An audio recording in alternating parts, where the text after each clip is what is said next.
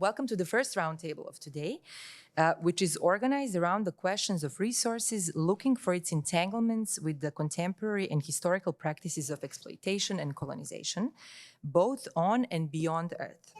We have a great pleasure to welcome the first two speakers of today, Thandi Loewenson and Bethany Rigby, who will share their work with us, after which we will continue with the discussion, co-moderated by our guest, Charles Rouleau. I will now briefly introduce the speakers and then we can continue with the lecture. Thandi Loewenson is an architectural designer and researcher who mobilizes design, fiction, and performance in her work on emancipatory political thought and collective action. She holds a PhD in architectural design from the Bartlett UCL and works as a senior tutor of architecture at the Royal College of Art in London. Thandi engages in projects which provoke questioning of the status quo whilst working with communities, policymakers, unions, artists, and architects towards acting on those provocations.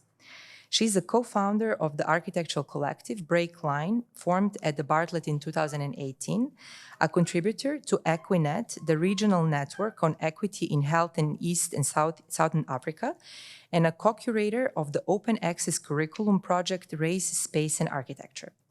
She has received a special mention of the 2023 Venice Architecture Biennale for her project, the Uhuru Catalogs, and has recently been announced as the 2024 Wheelwright Prize winner. Thandi, thank you for joining us. Thank you. Bethany Rigby is a creative practitioner with research interests centering on resource extraction, extraterrestrial landscapes, and communication technologies.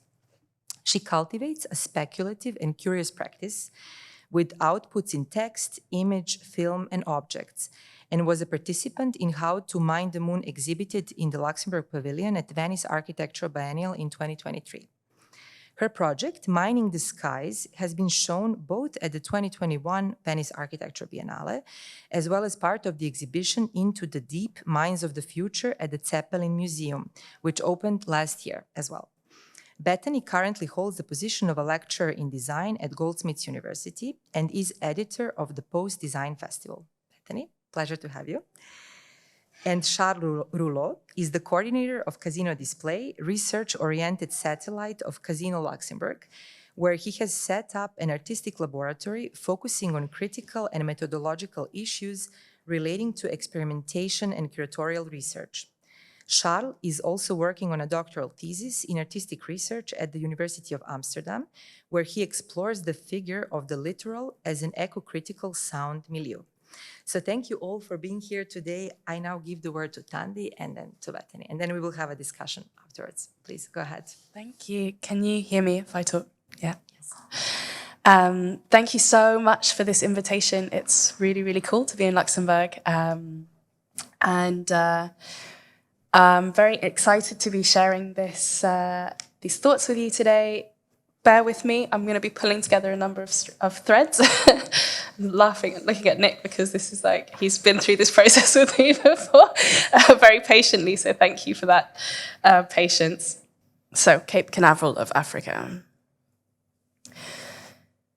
The Seben is an instrumental section of a rumba song in which a guitar lead, a repetitive kavasha rhythm, and the musical stylings of an atalaku come together to produce a hypnotic and dizzying energy synonymous with Congolese music. Somehow, in the Seben, it is seemingly possible for the space created within and by the sound to go on and on non-stop.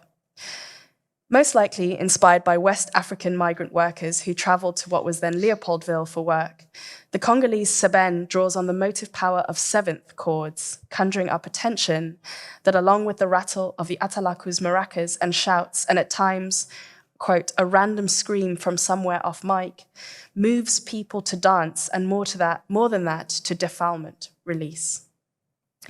Although it is disputed that he invented it, Franco Luambo was undeniably the Don Dada of the Seben. Reveling in and refining the sound throughout his career, Luambo turned the Seben into a technology of social refusal, capable momentarily of restructuring the Congolese world. Writing about Congolese rebellion through music, Achille Mbembe speaks of how the colonial project worked to reorganize and control time, space, and being. Through an imposed Christianity, a new calendar, temporality, and, quote, celestial geography took hold, imposing new imaginaries on the days, months, and the morals and values held within. Secondly, albeit relatedly, this was done through the imposition of unequal forms of relation between people, through ownership, property, and labor, in which the fashioning of identity became a process of social mobility and survival.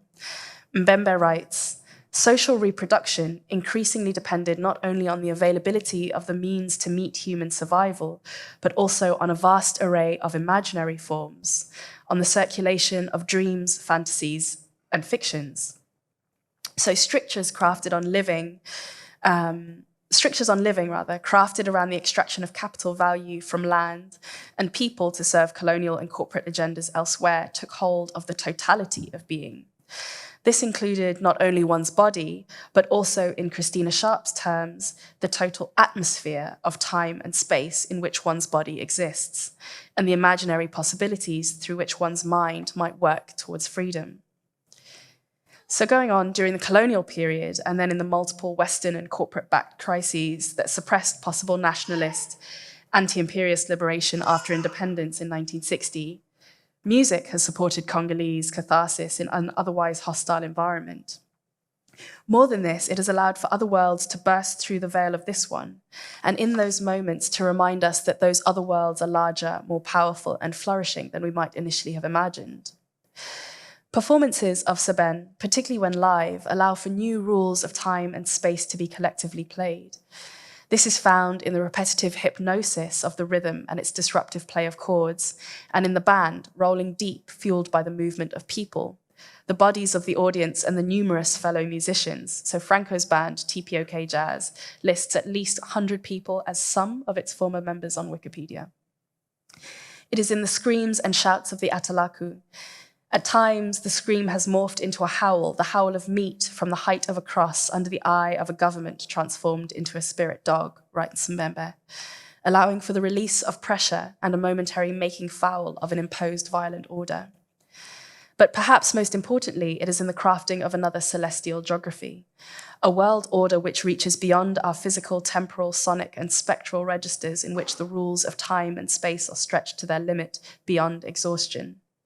When Franco died, mourners filled the streets of Kinshasa in a state funeral that lasted for 4 days.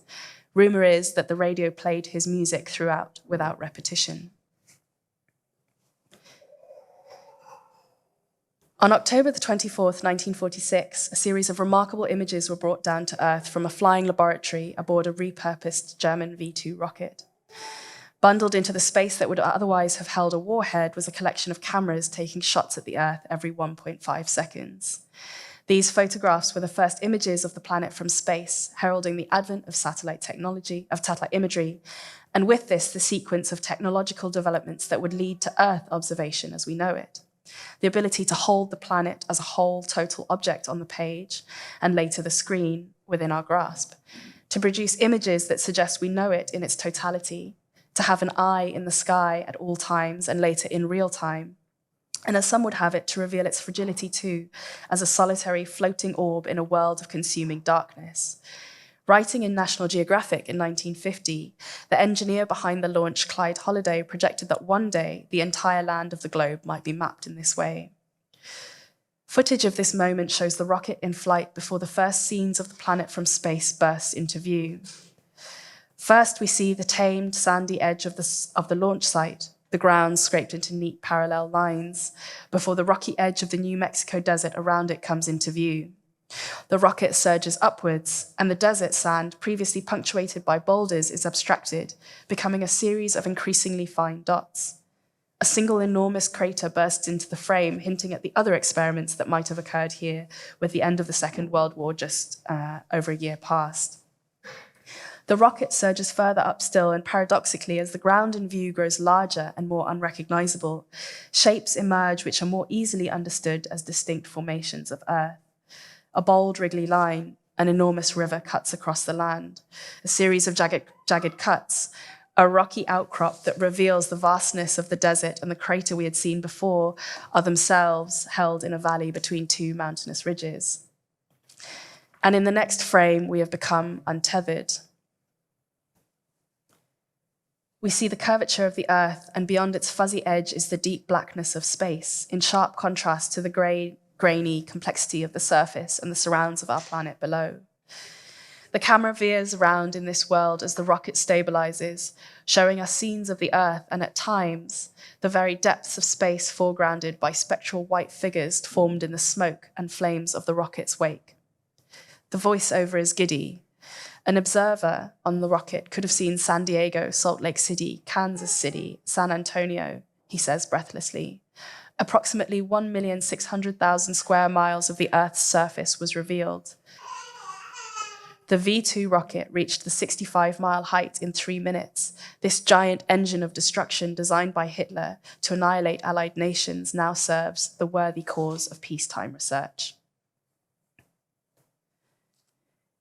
V2 rockets were built in Mittelwerk, an enormous underground factory bunker by prisoners from the Mittelbau-Dora concentration camp, and designed by Werner von Braun, Kurt Debus, and others, as is known and written about extensively. Von Braun and Debus were members of the Nazi Party and leading figures in the development of rocket technology during the war. Following the fall of Nazi Germany, both were among several thousand experts smuggled out of the country by the Americans as part of Operation Paperclip, a project to harvest the scientists and scientific endeavors that Nazi Germany had enabled for US military and industrial endeavors, and crucially to stop the Soviets from accessing the same. By the 1960s, von Braun is now the founding director of the Marshall Space Flight Center and Debus the founding director of the Kennedy Space Center. And as a new Cold World order was being written, the guise of space missions and peacetime research supported the ongoing development of technologies of control and their mutation from the blunt, overt violence of the bomb to the quieter but no less devastating violence of satellite surveillance and Earth observation. Peacetime research also sustained many of the same people who'd been complicit in the Second World War and the worst of the Second World War. Technological developments and the sanitization and promotion of people like Debus and von Braun created a landscape entirely suited to an horrific and racialized violence that the narrative of Allied victory purportedly had ended. Rockets and satellite imagery were central to this new landscape of violence, supporting war with, during peacetime, seemingly benign technologies, communication, navigation, surveillance, weather monitoring, and forecasting. During the Vietnam War, General William Momyer noted that the Defense Meteorological Satellite Program, the weather picture, had been probably the greatest innovation of the war, something no commander had ever had before. A handful of photographs are synonymous with the Vietnam War: the self-immolation of Buddhist monk Thich Quang Duc in Saigon, terror of war in which 9-year-old Phan Thi Kim Phuc runs naked down the road following a napalm attack, rough justice on a Saigon street showing National Police Chief General Nguyen Ngoc Loan executing a Viet Cong suspect by shooting him in the head, to name a few. These images are horrific. They grab hold of our minds and refuse to disappear, making it impossible to unsee them or look away. There is another perverse horror in the absence of the thousands of military satellite photographs which facilitated this war. Banal images of cloud cover, fires from rice paddies, moonlit tropical storms and thunderstorm clouds, which were gridded, carefully stitched together by meteorologists, translating aerial views of terrain, atmosphere, and smoke into intelligence for brutal bombing campaigns and the deployment of toxic chemicals with ecocidal and disabling effect on those exposed at the time and the generations that follow. Against the backdrop of this satellite-informed battleground, an unlikely meeting between German entrepreneur who'd been involved in the George Foreman and Muhammad Ali Rumble in the Jungle bout in the 70s, and Lutz Thilo Kaiser, a German aerospace engineer, thrust the Democratic Republic of Congo, the DRC, into this history of rockets and satellite imagery. Kaiser's company, Orbital Transport und Raketen Aktiengesellschaft, OTRAG, hereafter, you'll be pleased to know, founded in 1974, was the first private space launching company. The protege of the Austrian rocket scientist Eugene Sanger, Kaiser was also supported by Debus and von Braun, who took up leadership and advisory roles in OTRAG. Because the Treaty of Brussels prohibited the production of missiles in Germany, Ottrag set out to find a location elsewhere to launch its unique design of modular rockets. Sites close to the equator were, of course, ideal, benefiting from the Earth's rotation to fling them into the air with extra speed. As Kaiser wrote in Aviation Week in Space Technology, General Mobutu, president of Zaire, was the fastest to react and to decide that he wanted a Cape Canaveral of Africa. The resulting agreement was remarkable in being almost universally disliked, a rare moment of unity in an otherwise highly polarized world. In extraordinary terms, Ottrag were granted the rental of approximately 100,000 square miles of populated land in Shaba North, an area roughly equivalent to the size of Great Britain or West Germany. Strategic, then, for its connections to bordering countries of Tanzania, Zambia, Angola, and Zimbabwe, and for its mineral resources in cobalt, copper, uranium, and diamonds.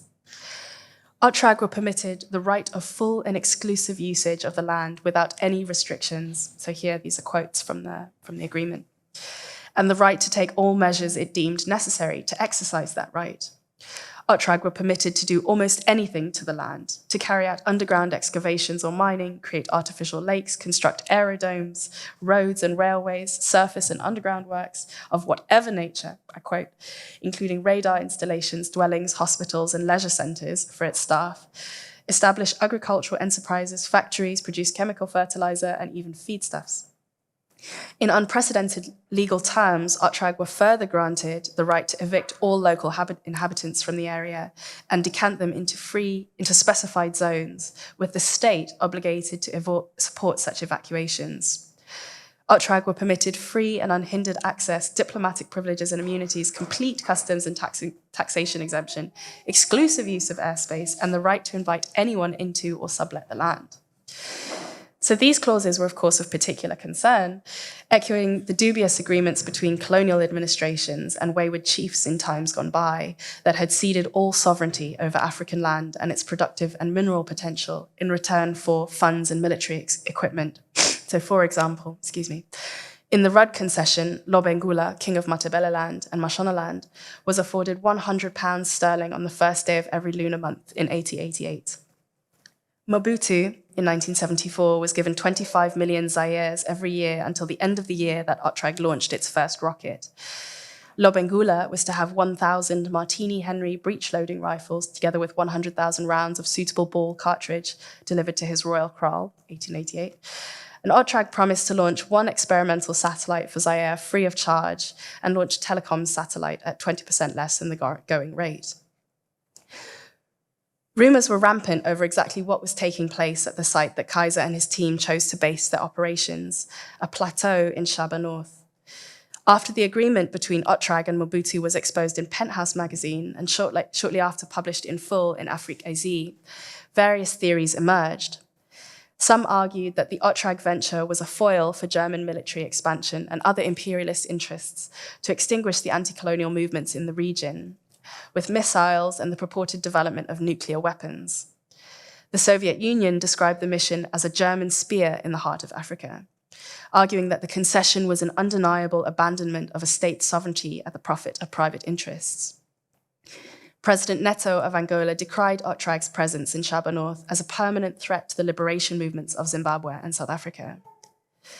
Other reports found that Ottrag's presence and military prowess was somewhat overinflated. A classified eyewitness account from 1977, now accessible through WikiLeaks, tells a story of a handful of disgruntled employees living in poor conditions at Ottrag's launch site, counting down to the end of their 2-year contracts. The eyewitness speaks of the launching pad and equipment in disparaging terms, little more than a wooden platform with a concrete platform with a wooden gantry, with no technical equipment visible and no evidence of computers, complicated measuring equipment or tools. And with the exception of the carpenter and his family, the European residents still live in tents. He writes that the appearance of 9 white residents has attracted several hundred Zairians and their families. These families have a primitive and apparently provisional village within the immediate vicinity of the launch site, and only about 50 of them appear to be employed in construction, the same living in, I quote, wretched conditions as the others in their region. Otrag launched 3 rockets bearing Zairean insignia, a fist with a golden circle holding up a burning red flame. Kaiser insisted that Otrag's Volksrocket space truck would carry payloads for almost anyone except South Africa, stressing the potential for African states to launch their own communications and spy satellites. He writes, "No major military move, such as the concentration of troops, activities on military bases, airfields, and even roads, can escape the watchful eye of satellite cameras, and the recent detection of a South African nuclear testing facility in the Kalahari Desert being a good example."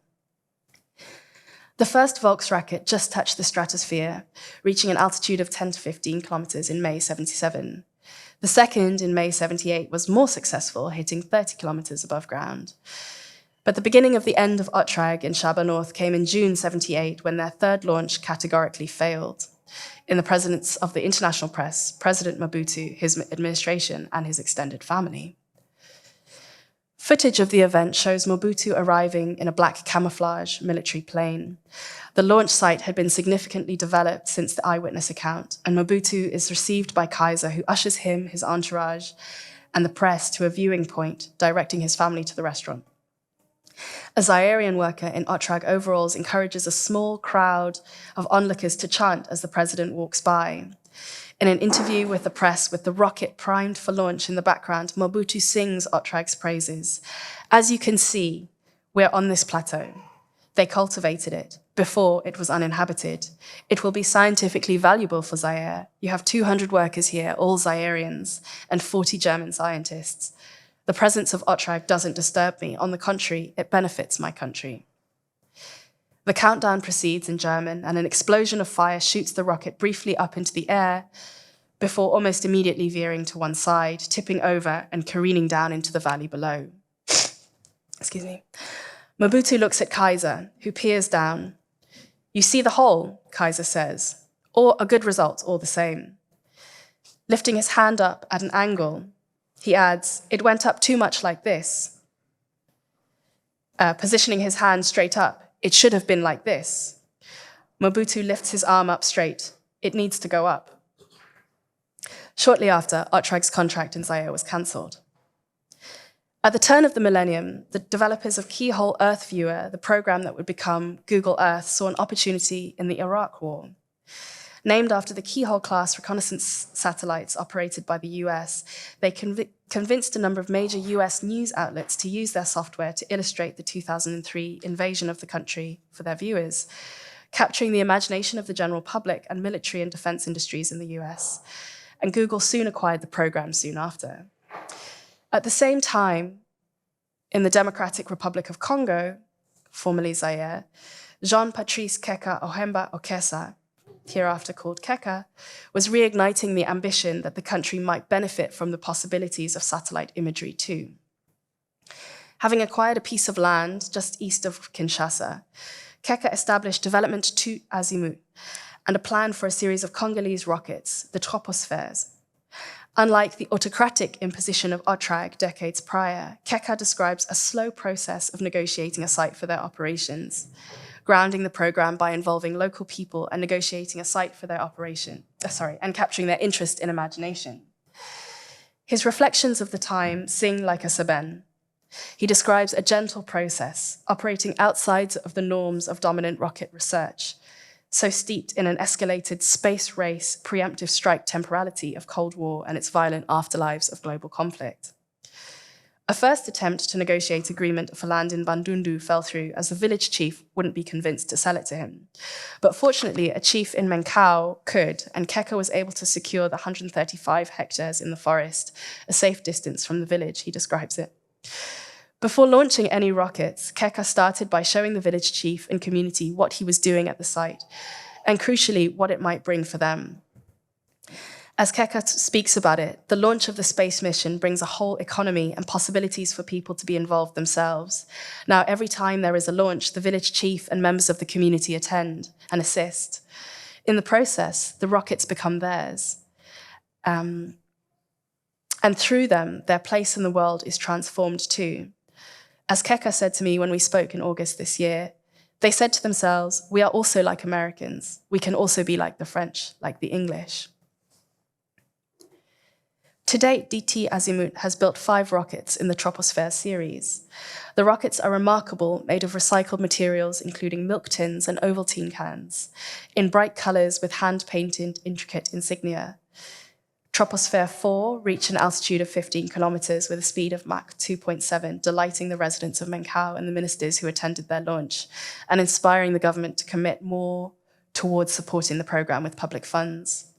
Keka also received funding from the Swiss towards further research, and the Congolese Ministry of Science supported a trip to the US to find donors for the programme. US funders were not forthcoming. And another WikiLeaks cable from the US Embassy in Kinshasa hints at why. They write, Post generally supports economic programs with more of a focus on poverty reduction, macroeconomic stability, or improvements to the investment climate. And the old adage rears its head once again. How can Africans think about space research when they have more immediate problems at hand? Keka's response to this is characteristically astute and poetic. In fact, he argues, there is no poverty reduction, macroeconomic stability, or investment opportunity without aerospace, not least because of the necessity of satellite vision to keep the forests, to stop erosion, to save rivers. These are things that are all linked. But also because of the kind of research environment, imagination, and thinking that aerospace research conjures. Nesta Kibuka, an electronics and computer science student, was inspired by Keka's work to move from South Kivu province to Kinshasa to join them in building the latest rocket. He told Le Monde, Keka pushes me to put my knowledge into practice and to take initiative. He shows us how to adapt the computer to the rocket. At the moment, we are trying, for example, to program the automatic detachment of different parts. Keka and his team are now working on the 6th troposphere rocket, Njiwa, a 3-stage rocket carrying a camera with which they intend to take photographs of the Earth from an altitude of 200 kilometers. Whether or not they succeed is perhaps not the most important part of this story, or indeed the impetus for their radical work. Rather, it is the way that their space program builds a unique ethics of practice, evident in the way that they go about their work with the communities that it serves and the visions of empowered being and belonging that it inspires. They have rewritten our celestial geography from a farm in Menkau with recycled Ovaltine cans and limitless imagination. Thank you.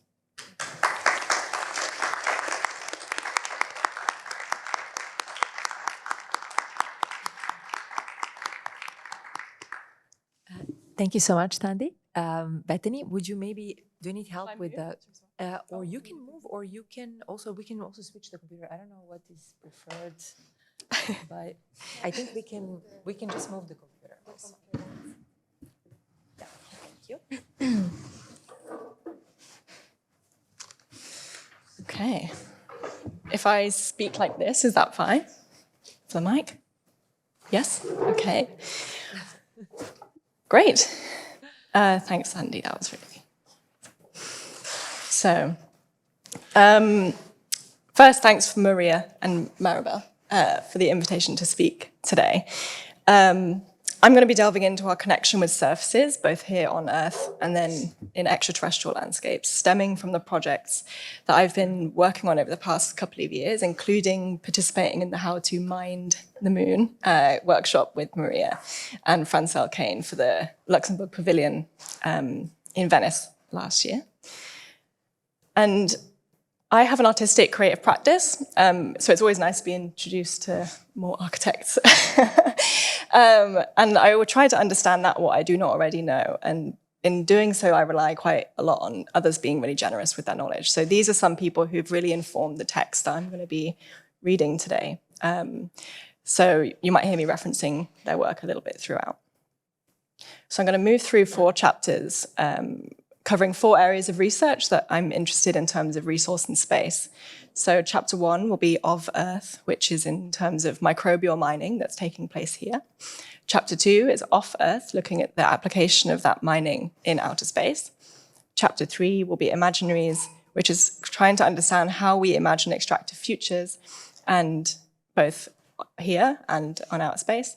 And then chapter 4 is surface, so a little bit more about our connections physically and tangibly with the surface, kind of going through some of my projects in that part as well. And on the screens, I'm going to be showing some of the digital collages that have been part of my project, Mining the Skies, which, as Marija said, was most recently exhibited at the Zeppelin Museum in Germany. And these intentionally abstract images from Earth and from extraterrestrial landscapes together, kind of blurring them. And they use images of mining, resource extraction, both here on Earth, and then astronaut geological training, satellite images, photographs from rovers on Mars, among other things. So hopefully they will act as nice visual companions to what I'm going to say.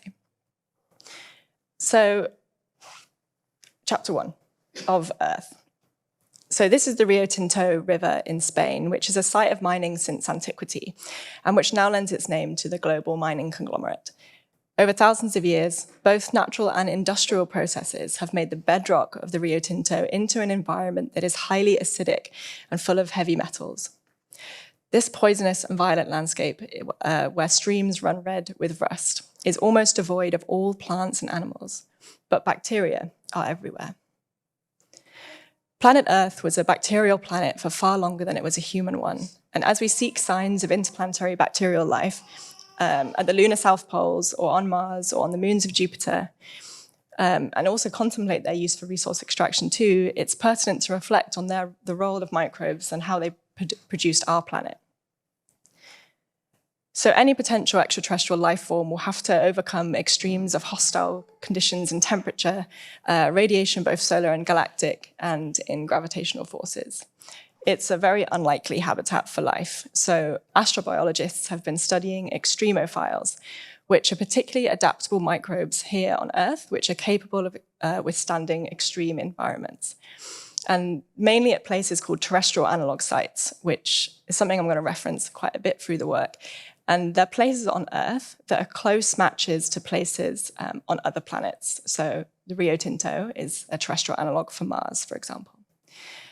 And where the researchers here are conducting inquiries into the very limits of life, peering at the tiniest and most resilient little life forms which blur the boundary between the geological and the biological. So lithotrophic bacteria are beings with an appetite for rocks and metal. So litho meaning rock, troph meaning eater.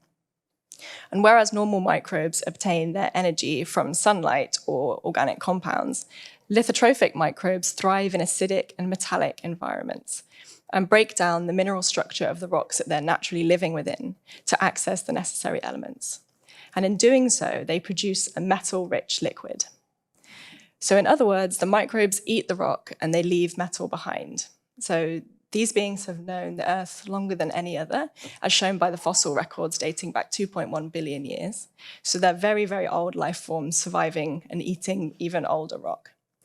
And they're identifiable in a slippery new surface that they form, which is a veneer of biofilm, or like a community of microbes that grows on the rocks, or in the changing color of water, like the red streams in the Rio Tinto. And these bacteria work very slowly.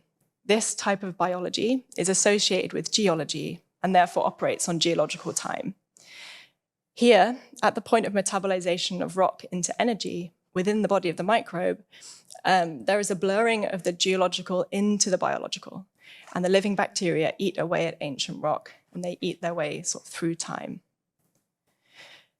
This transcends our general understanding of biological life forms. So comprehending the life of a lithotrophic bacteria requires adopting a sort of plasticity of scale in your mind, from the microscopic all the way up to the planetary. And lithotrophic bacteria eat rocks in extreme environments, and in doing so, they reduce the toxicity of the environment. So they've played a major part in making Earth a habitable planet and producing things like arable soils. Human miners have unknowingly been helped by these bacteria for hundreds of years, but once they were fully understood, as is often the case with geological discoveries relating to resource extraction, the bacteria captured the imagination of the extractive industries. And today, the process of biomining is the industrial process where microbes are used to mine metals for us. So where traditional techniques of blasting, crushing, and smelting are, although destructive, they're pretty adequate at releasing sought-after elements from the rock. They do produce vast amounts of low-grade mine tailings and toxic runoffs. I guess it's pertinent to note here that the construction and architecture industry is where we're at today. It's responsible for about 30% of resource extraction globally, so they're intimately entwined with the consequences of that.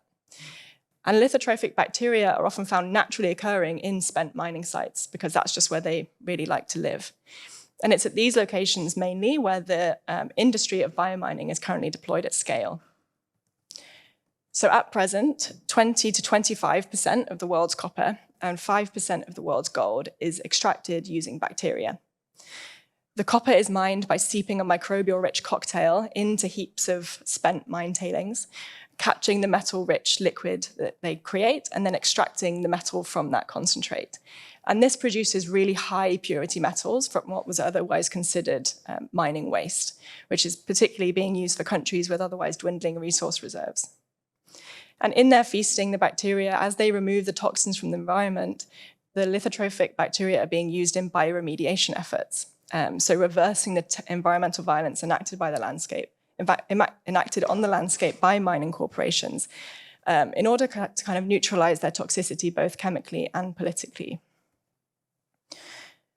So chapter 2, off Earth. Now, the high cost of sending heavy mining equipment beyond Earth's atmosphere poses like a financial problem for space entrepreneurs scouting the moon and Mars for resources.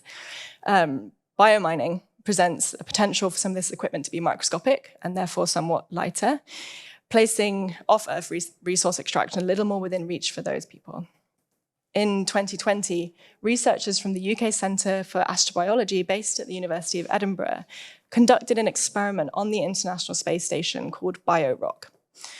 The researchers sent 3 samples of basalt, which is a common lunar or Martian rock, and they populated it with biomining bacteria and sent it into space.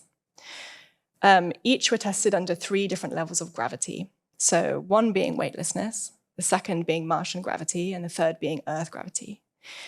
And the gravity was simulated by exerting centrifugal force on the samples. And of all the results, there was a strain of bacteria which was completely unaffected by the influences of gravity. And it formed a new surface on the rock called like the biofilm and began to mine the precious metals in it. And therefore, it sort of presents itself as a viable candidate for pioneering extraterrestrial prospector. Astrobiologists have hypothesized that bacteria could be used for terraforming nutrient-poor regoliths into more pliant lunar or Martian soils, or to allow the use of regolith as feedstocks in microbial life support systems, or for biofuel production, for the production of construction materials, and even for recycling electronic waste parts at bases, for example. When such operational and technical appraisals are used in context to living microbes, they're rendered as a non-living technology. The microscopic world becomes a scientific tool, again, moving that boundary between the geological and the biological, the living and the non-living. So chapter 3, imaginaries.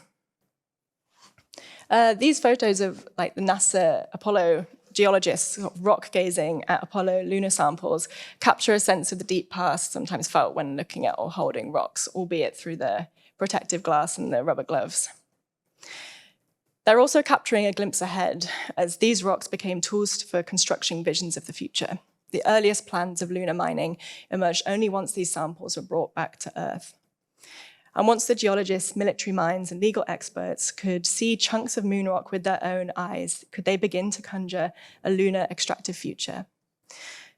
This future has long been depicted in illustrations as machinery sort of like perched on the edge of lunar craters or with autonomous robotic harvesters. And even this year, the visions of lunar mining persist through kind of current mission imagery. So this is from the NASA Artemis program of this year, like drill sites and astronauts with pickaxes hammering boulders. Such representations feel familiar to the point of nostalgia, and they're emblematic of what Max Havin calls the crisis of imagination, which is the idea that capitalism has diminished our capacity to imagine valuable futures beyond what we already know. In contrast, a sort of gently sepia-tinged puddle or a slightly slimy stone, some of the trademark signs of active biomining, are remarkably subdued. Visual depictions of biomining don't exactly satisfy the insatiable attention economy, and even large-scale operations are just piles of rocks with irrigation hoses or large tanks being slowly stirred, filled with water. which certainly aren't a match for the slick theatrics of the space industry with its rockets and spacewalks, countdowns, and liftoffs. So the research is beginning to indicate that, more than human cooperation in outer space is on the horizon, beyond that of just man and machine, with space entrepreneurs entering into a collaboration with lithotrophic bacteria to mine metals in space. Now, because by their nature bacteria are microscopic, visual representations of them remain largely absent. And as a practitioner in the visual arts, this poses a bit of a dilemma. How can we communicate what extractive futures might look like, which is something really important to do if we're to imagine alternatives, especially if they include basically invisible beings. So at the Zeppelin Museum last year, which was an exhibition on the future of mining, I curated a collection of mineral samples that stood as representations of potential outer space resources. One part of this was a metal-rich liquid, which was created by biomining bacteria, which had eaten away at deep-sea metallic nodules, which is the brownish-coloured liquid there, and a copper concentrate, which is the blue. These samples were produced in a bioreactor in the Natural History Museum in London, and their colour is artificially accentuated, which I found to be an interesting parallel to the techniques used in the production of astronomical imagery, such as the prioritization of a visual sense when it comes to communicating scientific research. First as our means of understanding that research, and then second as our means of imagining. The American anthropologist Anna Singh has written many texts on the conjuring and the imagination of colonial spaces, outlining that the frontier is the space of imagination, of magical vision, and that it's a zone of not yet. That even in its planning, the frontier is imagined as unplanned, and it asks participants to dream of a place at the edge of space and time, and of a landscape that does not yet exist. The final frontier, as outer space is often dubbed in the West, is no different. It's a place where the litany of terrestrial errors promise to be resolved, but it's described as an empty place, devoid of borders, and as an enclave of extreme wealth and extreme adventure. But in contrast to other seemingly empty places on the brink of colonization or resource extraction, the Arctic, for example, outer space differs in one fundamental aspect, which was the key utopian documents that resolved to uphold extraterrestrial landscapes as havens for peace. So prior to exploration in 1967, the international community undersigned the famous Outer Space Treaty that indicated all of outer space belonged to everyone on Earth. And going even further than this, a second document, the Moon Treaty, designated that neither the surface nor the subsurface of the moon could become property of any state or governmental organization or person.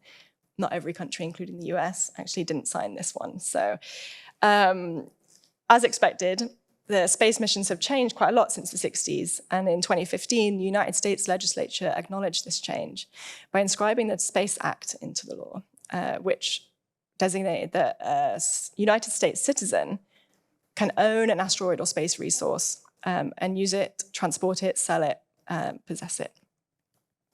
So space is no longer an arena reserved for governmental organizations and nation states, but instead for commercial entities who might use scientific exploration and resource scarcity here on Earth to advance their privatized territorial competitive agendas.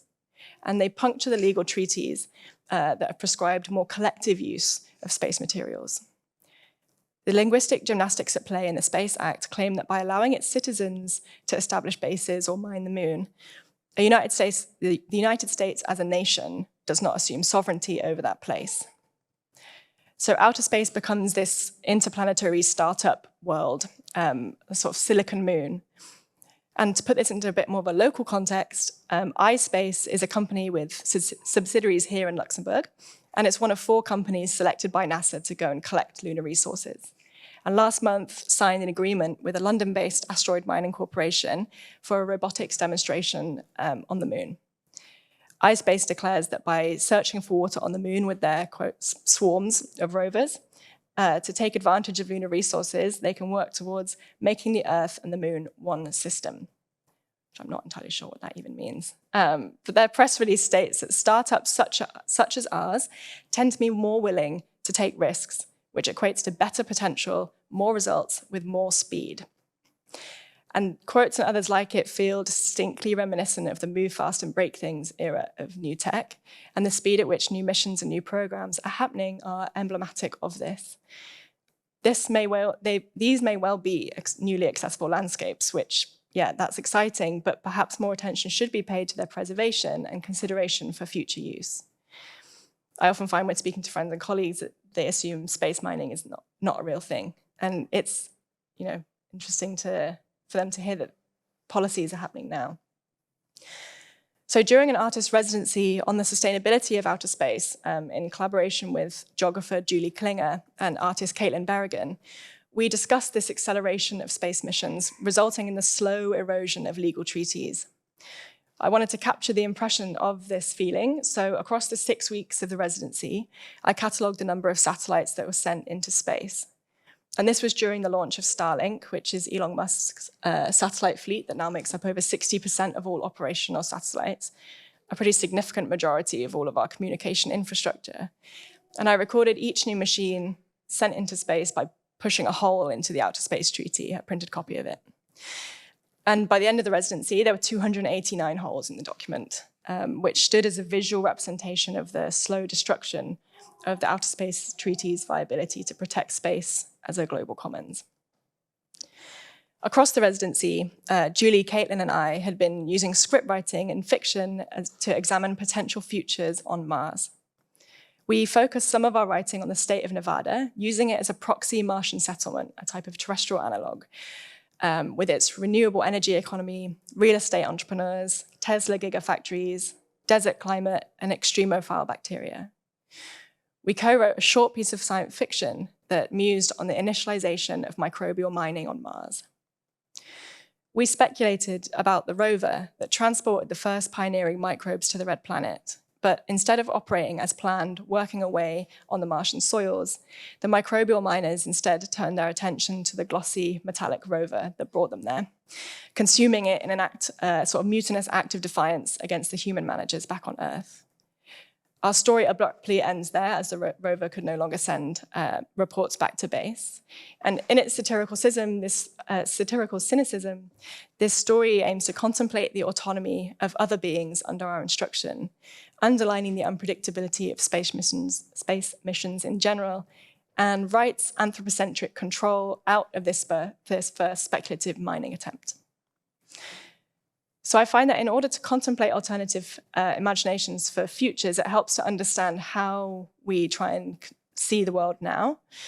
Kind of drawing on what you were saying about satellite imagery, a particular idea that's been influential for this within some of my work is the vertical perspective, which I'll put in context as I talk through another piece of work from a few years ago now.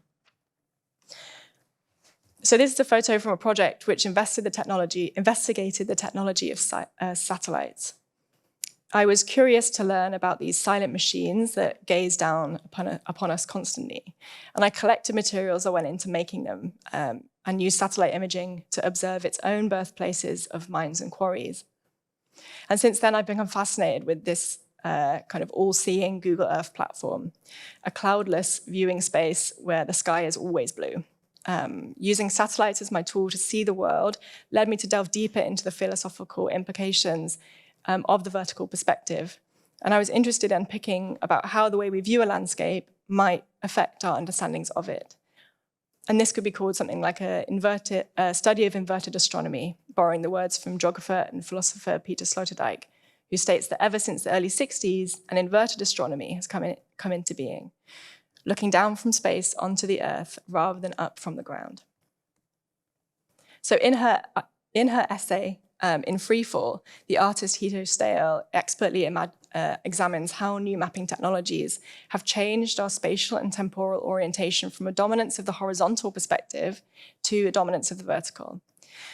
The horizontal perspective allows for the orientation of the self in relation to a horizon, a sort of stable boundary, and allows us to be in scale to objects within that landscape.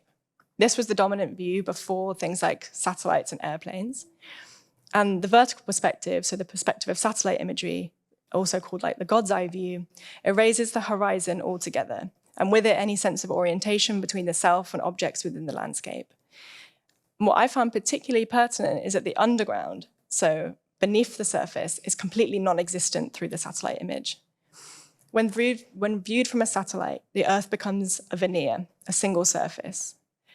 Stale, along with other cartographic historians, infer that the domineering view over Earth seeps into our behaviors and to the relationship that we have with our planet. What I find interesting at the moment in regards to the Moon or Mars, however, is that the majority of accessible images we have of them are from the perspective of onboard cameras, such as rovers from Perseverance or rovers like Perseverance, or in the hands of astronauts on the Moon in the Apollo era. They're a return back to the horizontal perspective, and they place the viewer back in intimacy with the surface again. So from the 6'3" of the Perseverance mass cam lens, hundreds of panoramic vistas are beamed back to Earth. From other onboard eyes, we observe the Martian regolith, and boulders, cliffs, soils, and sands. There are close inspections of the holes drilled by the rover, or shots looking back at its own tire tracks. It's a geologically intimate view. So, if how a landscape is rendered impacts our imaginations of it and then our behaviors towards it, what does it mean for Mars to be captured in a horizontal perspective, in a high-definition cinematic wide lens? Does it make it feel more terrestrial? Or maybe this view makes it easier to imagine futures within this landscape that place us within it, thanks to a greater sense of orientation compared to that of the satellites. So maybe we should begin to question or challenge who is being permitted to partake in those imaginations. So chapter 4, surface. So extractive processes are, for many of us, far removed from our everyday experience of the world. But the textures of rocks and of soil is a more consistent familiarity.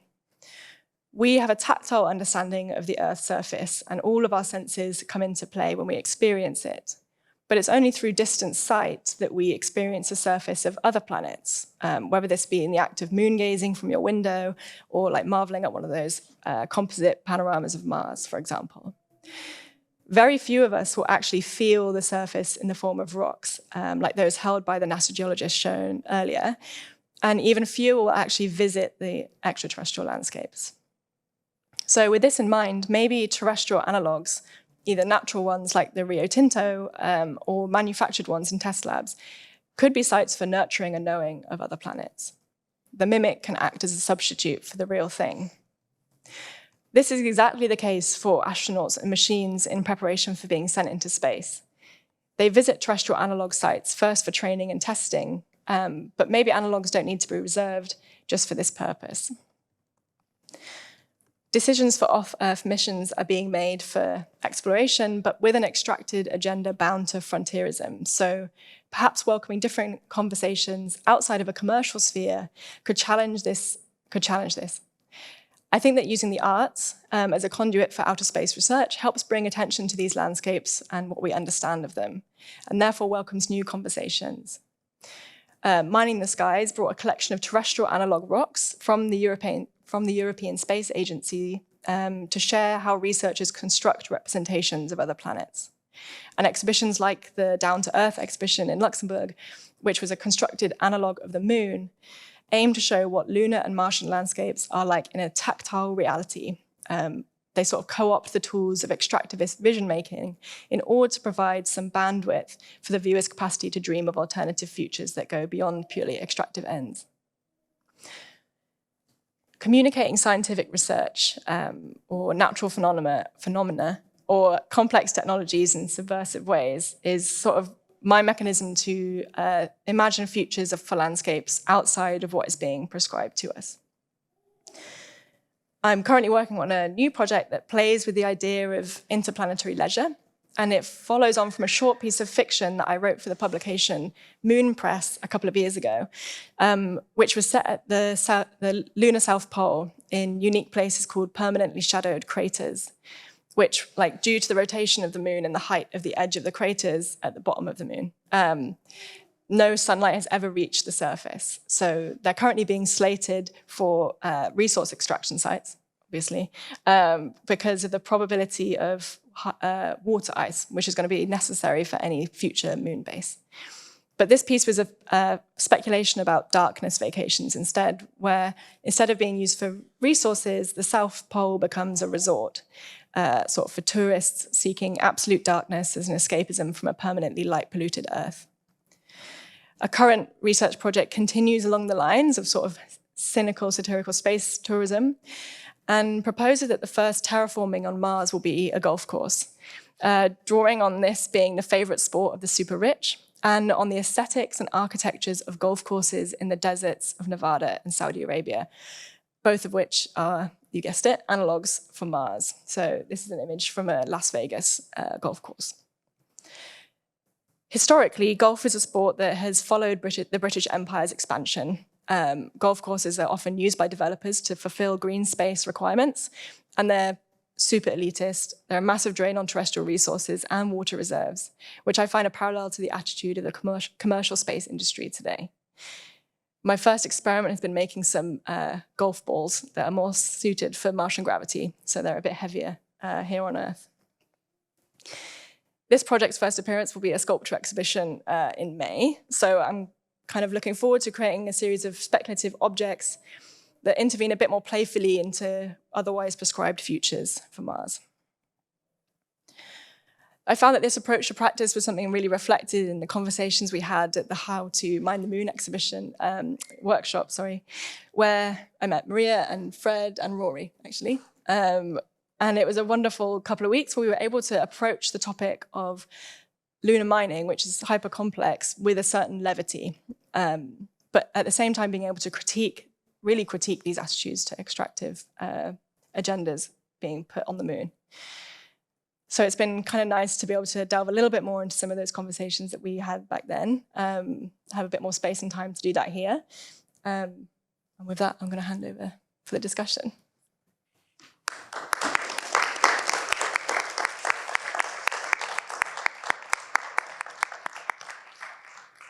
Thank you both so much for these, I would say, really truly brilliant takes on the topic. I mean, I have a lot of notes. I somehow have to make sense of them now before we like actually start the discussion. I mean, as you were speaking, I kind of thought of the book by Katrin Yusuf that kind of, I think, also shaped quite a lot of thinking behind the exhibition work and research. And there is one quote in this book which says, "Geology is a racialized optic raised on the earth," right? And I think there's so many layers on how to read this quote. And one that I saw also in a way that you both tackled somehow through your projects is this notion of the optics, right? So I think Thandi, in a way, uses fiction and storytelling, and I wanted to ask you maybe to tell us a little bit more about the visuals and how the visuals are produced, and how, in a way, I mean, maybe I'm completely wrong, but I feel also there is a kind of a moment of reappropriating the story, right? By kind of redrawing it and kind of, retelling it from another point of view, allowing for different voices and different kind of hidden histories to be told actually through that format. And then Bethany, who also uses a juxtaposition, and I think this kind of inversion, you talk about the vertical view, right? And the power of the top-down view, and kind of trying to invert this through your visual work. So I'm kind of curious if you can maybe, I feel both approaches in a way challenge this technology of media in which the knowledge around space resources is being produced, right? So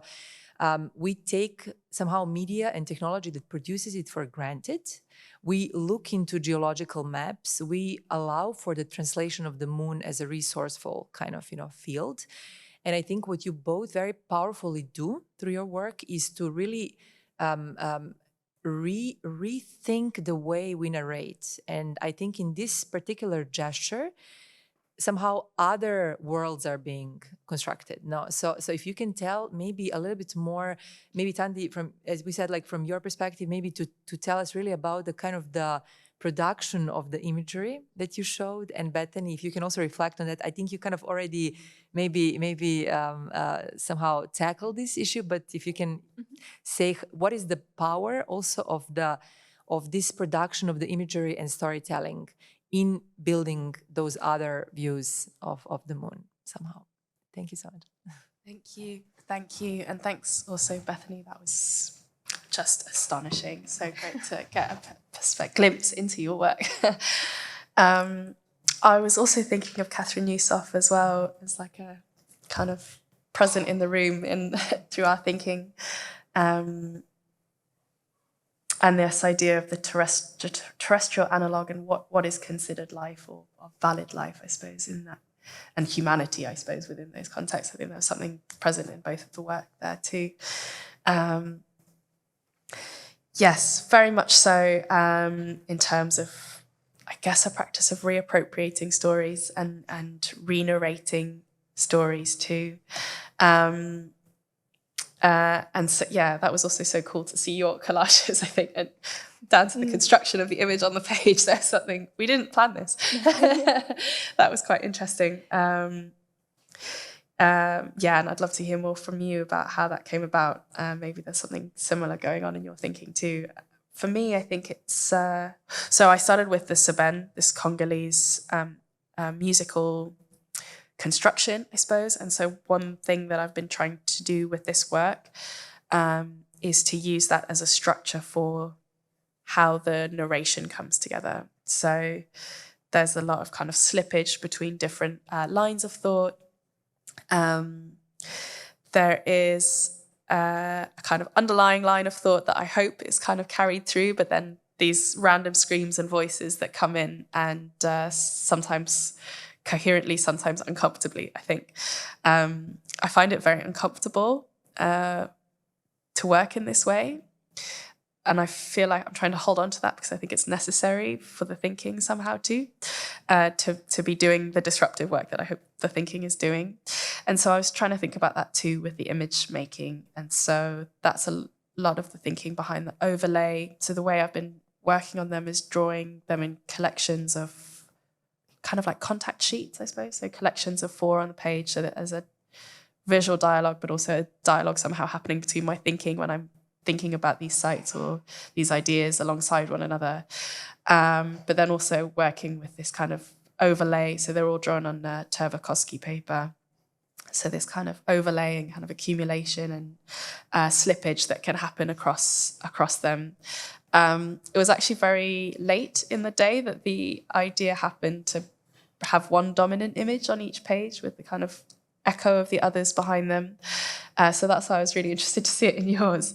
And I feel a bit uncomfortable about that because I worry that I'm falling back then into the idea of a more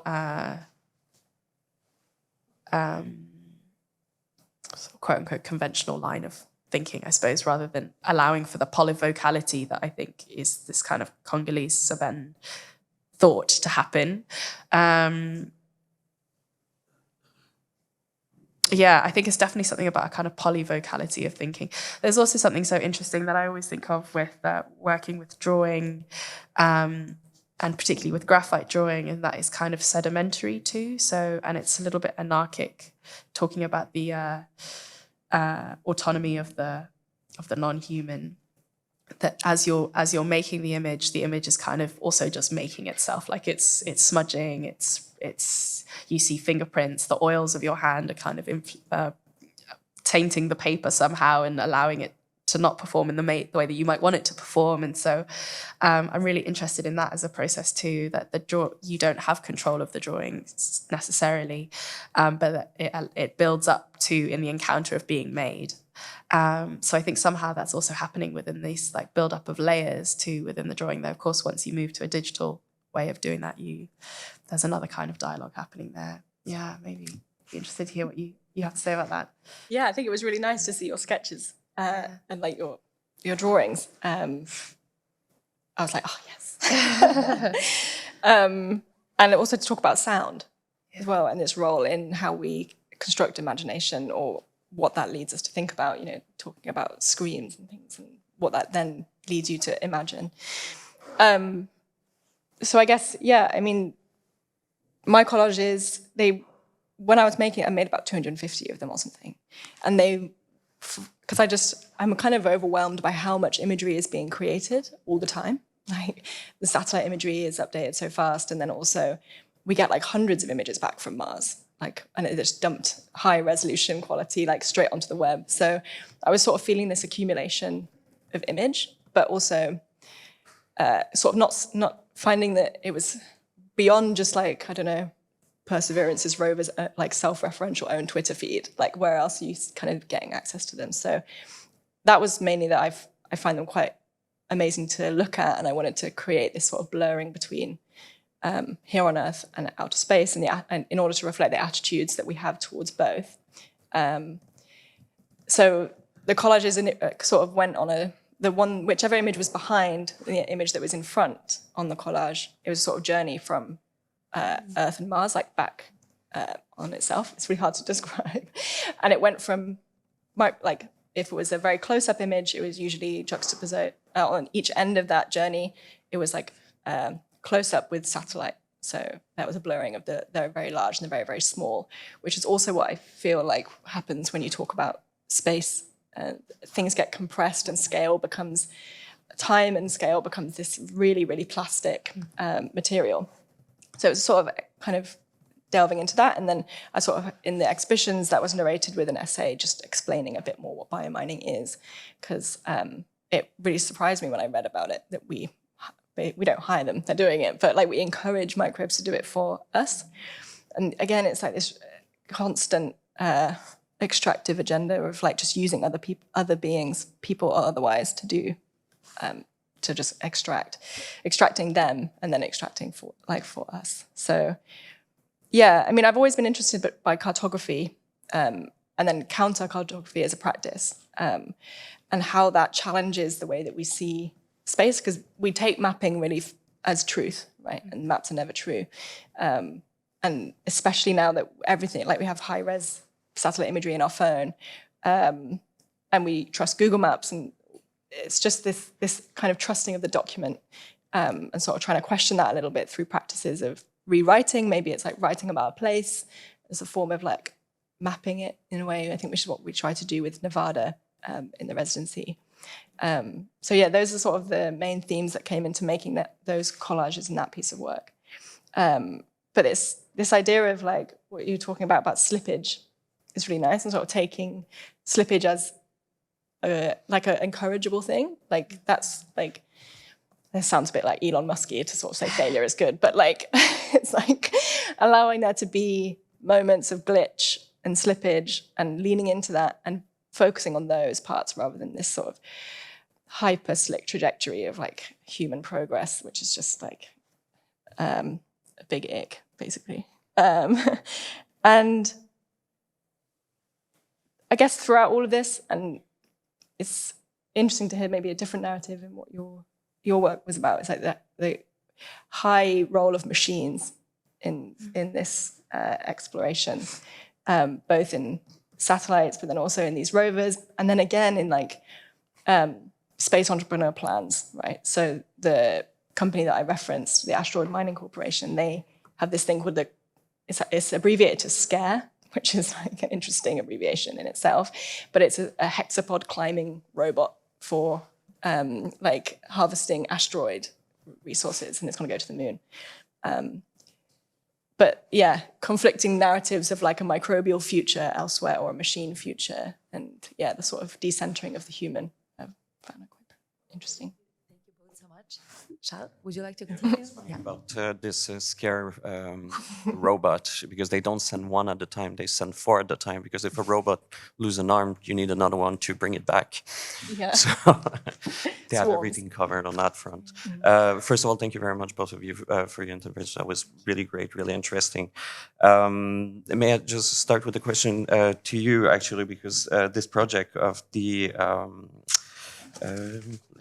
développement tout azimut in Congo. What I found quite interesting about that, I stumbled upon that last year in Coca, and also the way you use words, the way he creates a whole new vocabulary around it. You know, there was astronaut, cosmonaut, and he arrives, let's do my version, galaxonaut, so he's changing that. And you started also with the Orbital Transport und Raketenaktionsgesellschaft, and then you have the new African Space Agency that is building Keros. So I was just wondering if you can maybe ponder a little bit about the words, why, especially in such experimentation because you have the practice of ethic, and do you have maybe ideas why also the need of changing the words is so present? Because you've talked to him, so I was thinking. That is such an interesting question.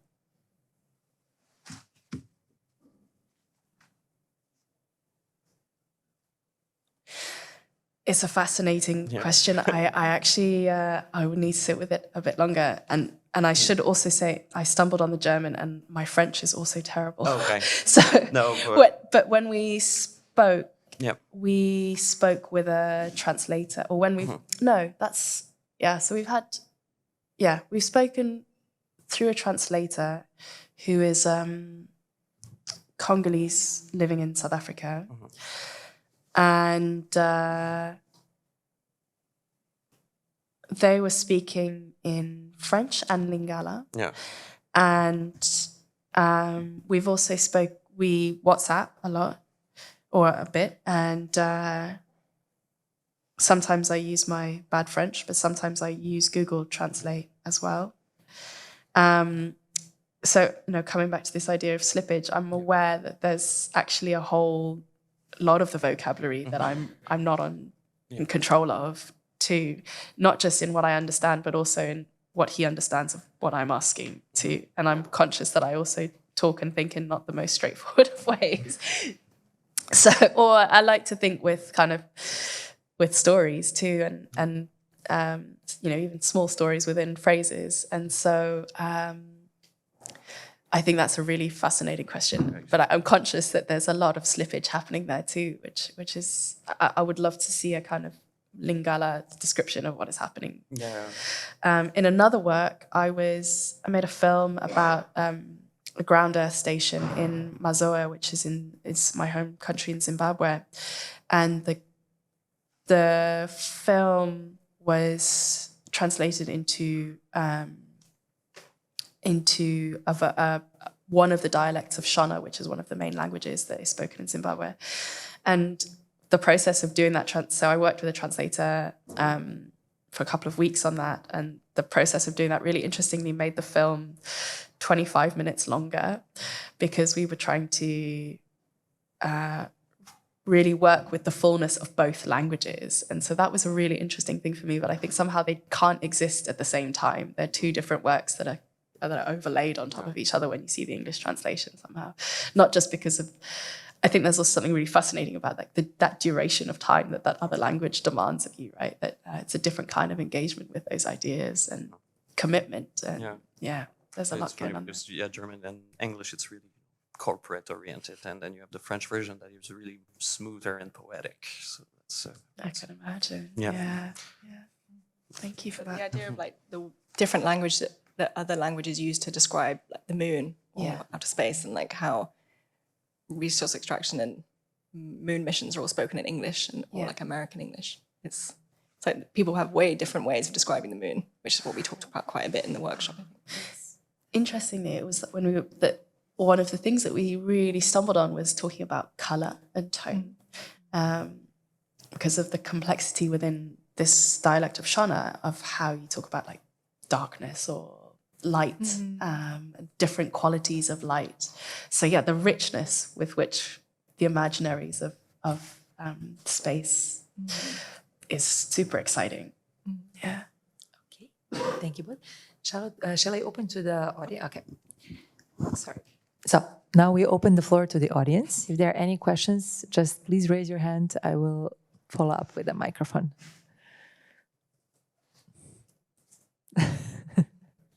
Yes. Thank you both for the wonderful presentations. I had a question for Thandi, but I wonder if maybe, Bethany, you can kind of reflect on this. I was fascinated to learn about the DTA and about this almost like the communitarianization of space exploration. And I wonder kind of how this might be a bit of a blunt thing, but you said the Cape Carnival of Africa. And so how do you kind of relate those communitarian processes that are taking place with with almost like the cultures of fandom, and because every time that there is a rocket that is launched in Cape Carnival, there are thousands and thousands of people who go to quote unquote participate, or at least to kind of witness this. So I wonder kind of how you see, and there's very different kind of social relations taking place there, but I wonder if you can just kind of reflect on the different kind of modes of participation that maybe exist between the kind of like the military industrial complex of the United States and this more, this other way that you're describing it. So.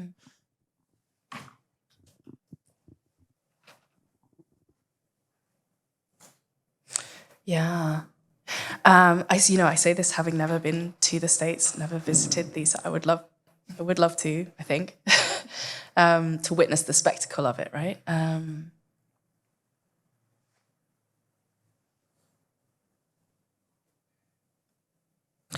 I think there's something really interesting going on because of the nature of the lack of funding that they have in the Congo, they've done a number of crowdfunding campaigns. You might have seen the film that they made with these two Swiss directors. As part of that, they went to Switzerland as well, and they filmed them in Switzerland, which I found quite interesting. But yeah, the part of this kind of crowdfunder, they've I guess had to sort of develop a kind of spectacle around themselves too. And that becomes a bit complex, I think, because then they're starting to operate within another kind of logic, rather than one that is so obviously grounded within that community and hyper grounded within the village and the village chief and so on. And I guess that's a kind of tension between their desire to do this work. It's a tension that they're walking between the desire to do this work and the importance of it, but also the need for it to be financially supported.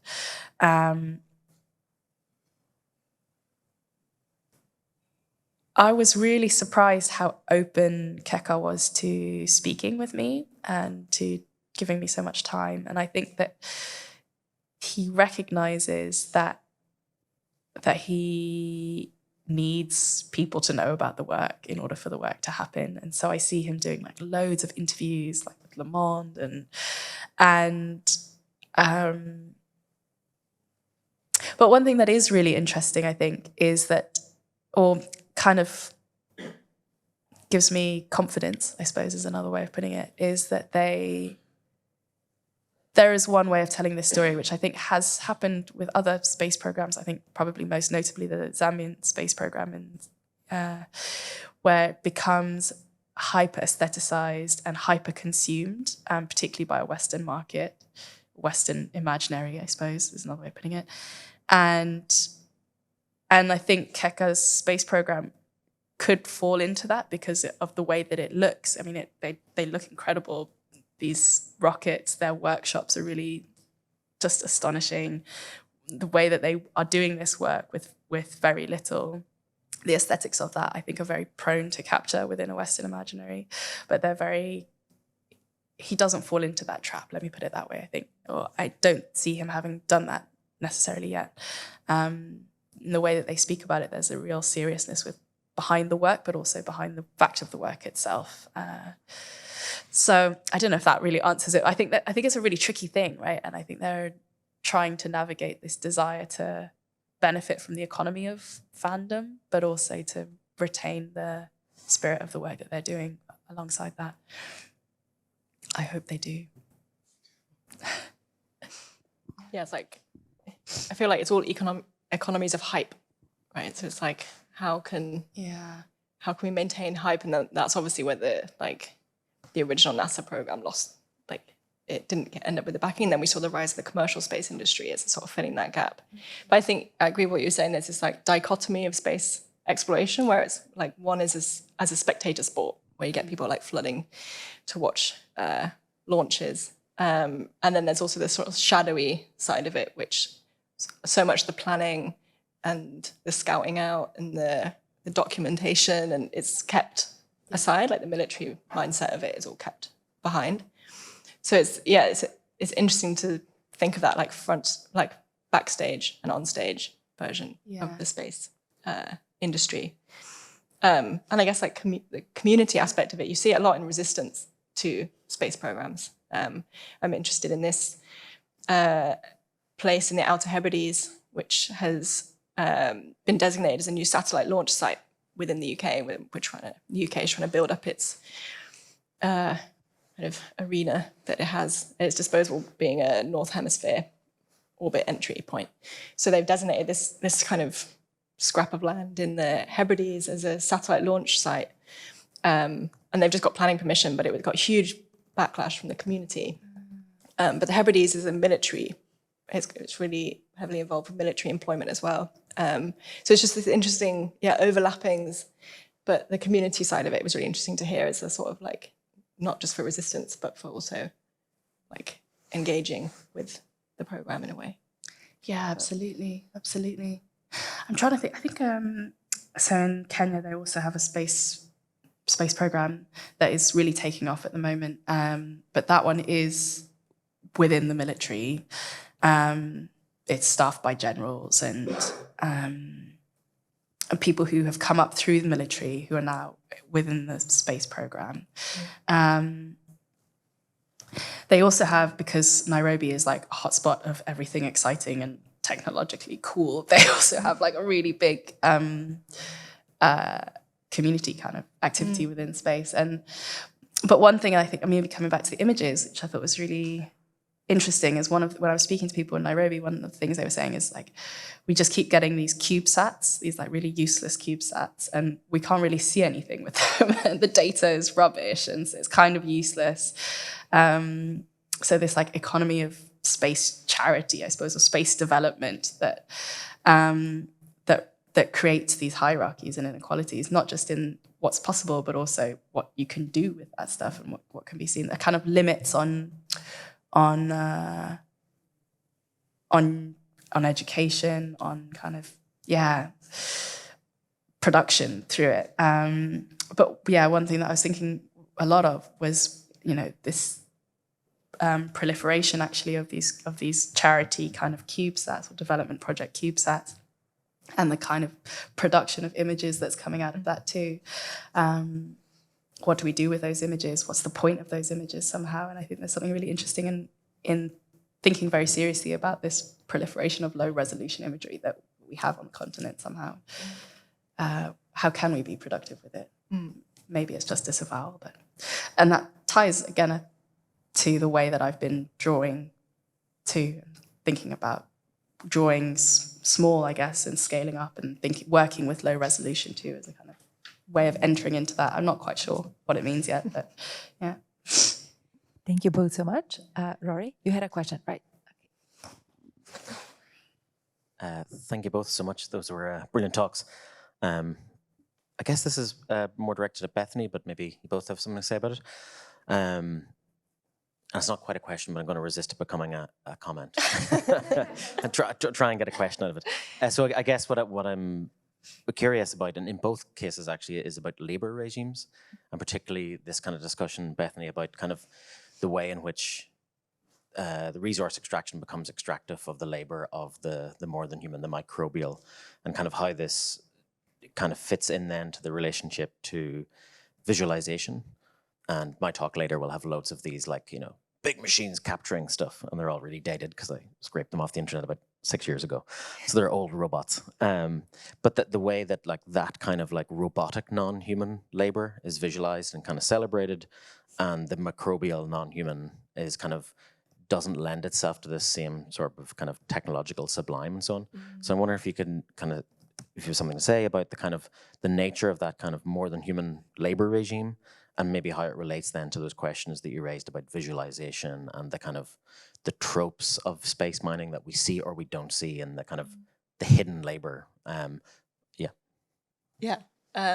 It's super interesting. I think we're seeing with the controversial sort of deep sea mining happening, also using machines and everything, that space mining is being presented as a really good alternative to that, and prioritizing the living of the seabed for the non-living of space, and then the kind of space just as this kind of dead zone where there's could be possibly no victim, right?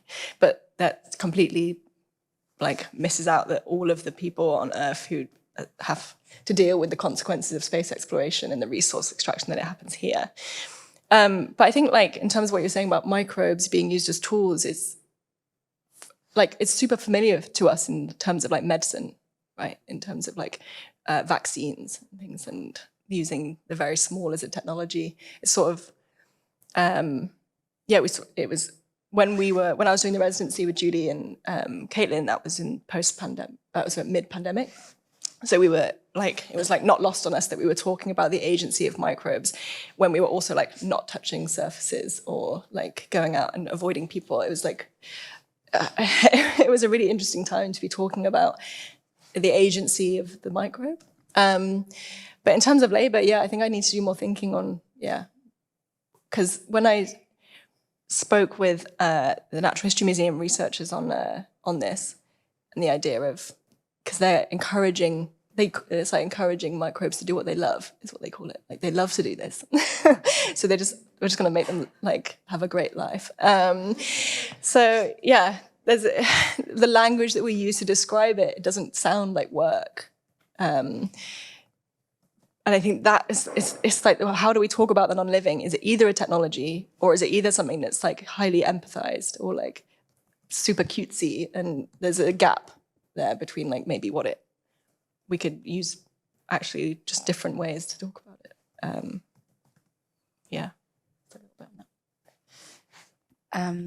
Yeah, I mean, maybe I was so interested in your talk about how much there was a kind of echo for me in, Brenna Banda writes about how the site of colonialism, the colonial territory, became a kind of site of extraction, but also a test space for what could be done at other sites of extraction, but also potentially what would then happen back in the colony, in the centre.